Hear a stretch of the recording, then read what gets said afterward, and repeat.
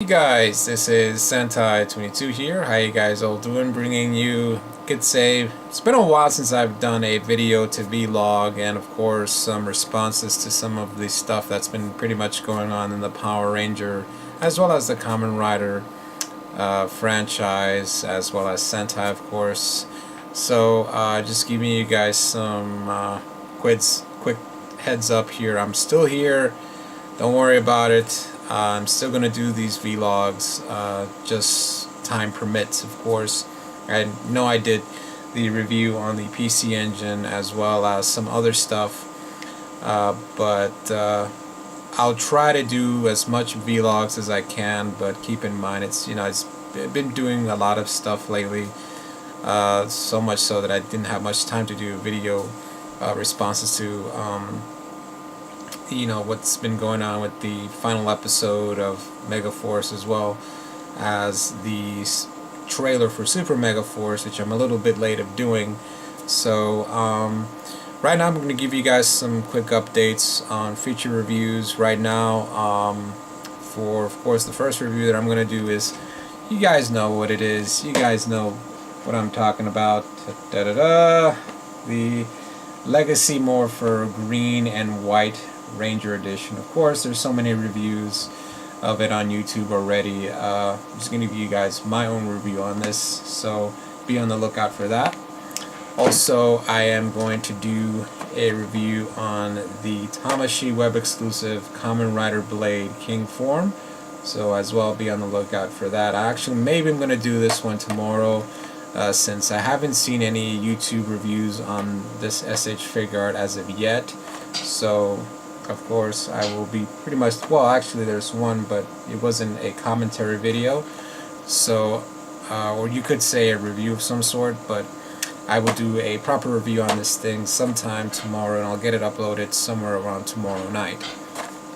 So anyway, my response to essentially what's been going on in the Tokusatsu world, and of course the Power Ranger world. Of course, talk about Tokusatsu, and most notably Kamen Rider. And yes, I do know about the whole Showa Rider versus Heisei Rider movie.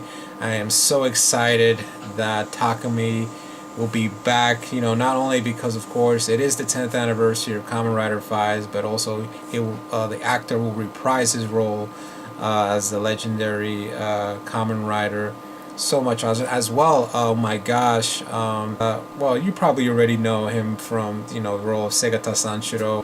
Hiroshi Fujioka will finally reprise his role as Kamen Rider Ichigo after decades of not being in physical form, doing the Henshin pose and transforming into Kamen Rider Ichigo. He did, of course, however, did some voice work for the character in various specials, but this is the first time in so many years where he's actually in physical form. And seeing the pictures of him doing the promotional pictures of him posing for the new movie Kamen Rider Showa versus Heisei featuring Super Sentai, I mean, this guy looks in pretty good shape for a guy in his 60s.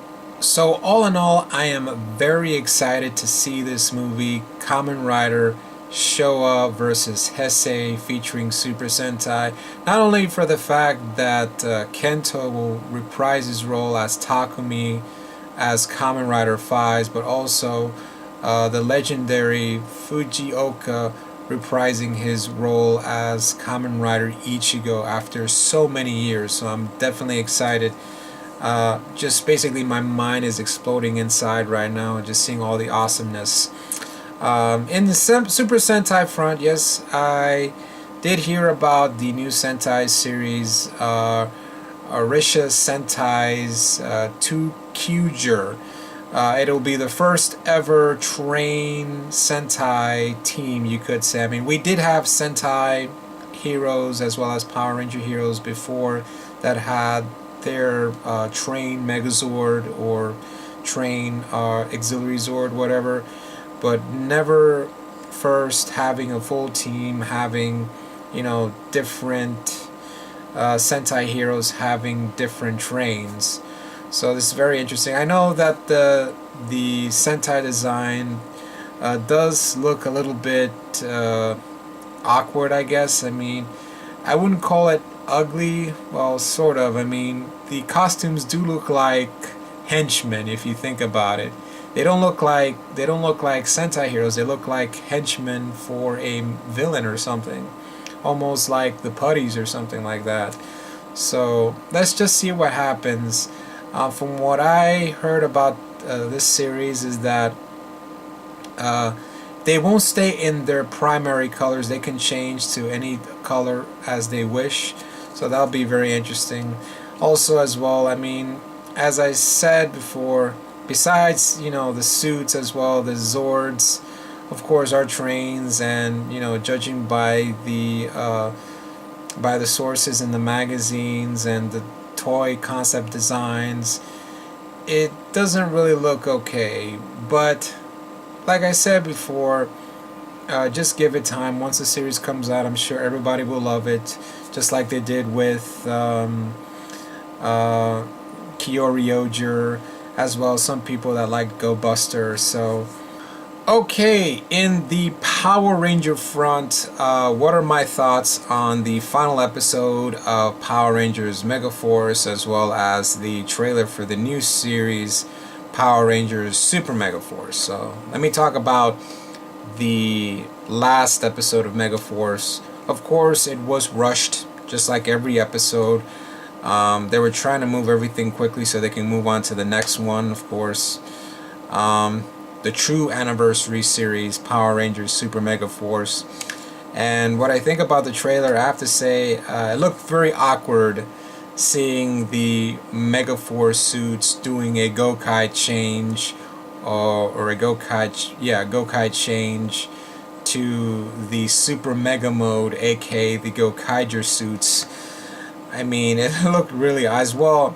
You notice in the trailer they're doing kind of the morphing sequence, showing their faces in the super mega mode suits. I don't get that. I thought they were going to transform from the mega force suits to the super mega mode suits. I don't understand that.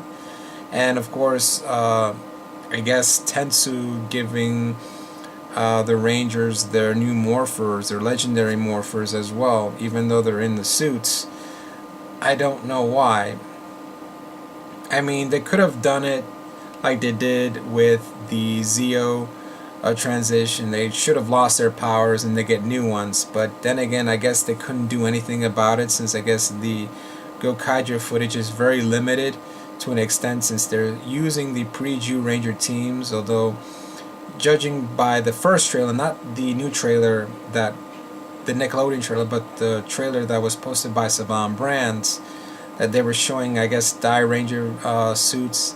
But I really doubt they're going to do that. I mean, they're just going to show the primary Rangers that they had post Jew Ranger, and exception of Die Ranger, of course. But let's just hope that doesn't happen.